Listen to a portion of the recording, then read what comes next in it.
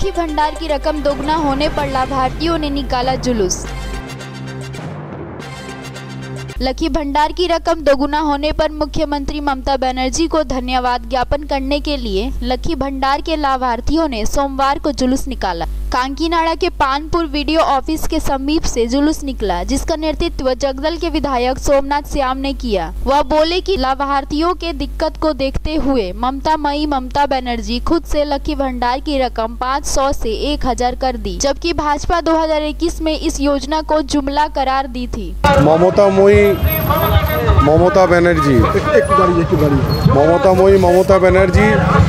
যিনি নিজের থেকে এটা ভাবনা চিন্তা রেখেছিলেন যে 500 টাকা যেটা আমার মা বোনেদের দেওয়া হয় সেটা হয়তো কম, তাই তিনি 500 থেকে 1000 করে দিল এবং 1000 থেকে 1200 করে দিল।